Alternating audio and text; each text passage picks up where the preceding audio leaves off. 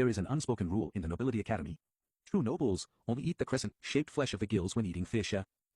So when someone eats the flesh from the back of the fish in large bites, they will be immediately recognized as a child from a poor family. This is a nobility game designed by the heirs of the 4 great consortiums. Every year, they select 50 poor students to portray wealthy nobles' Mies. The deadline is 1 month. If the disguise is successful, they will receive a huge bonus. If someone inadvertently unmasks you, then you will have to work for the 4 great consortiums without pay for 50 years. And I am nothing more than a small figure from the underworld who struggles to eat and dress every day.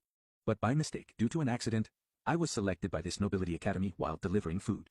I lowered my head and looked at the gold-edged invitation to the game in my hand. I remembered my mother being bedridden at home. I finally nodded my head.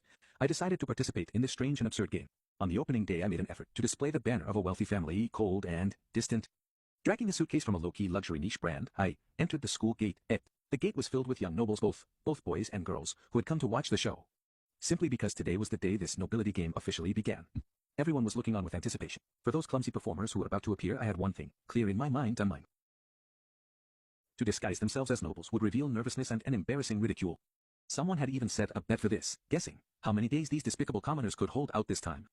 Soon, when my opposite and extraordinary face appeared, it immediately attracted the attention of all the young nobles, both boys and girls.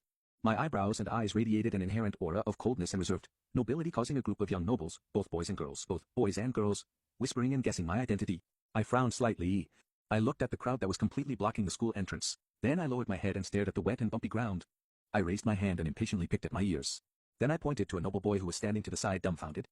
"Take off your jacket, so I can use it as a carpet. I don't like the soles of my shoes getting wet." As soon as the words left my mouth, the noble boy I was pointing at looked at me with surprise on his face. Wow, this guy is too arrogant. Could he be that mysterious heir that's been talked about?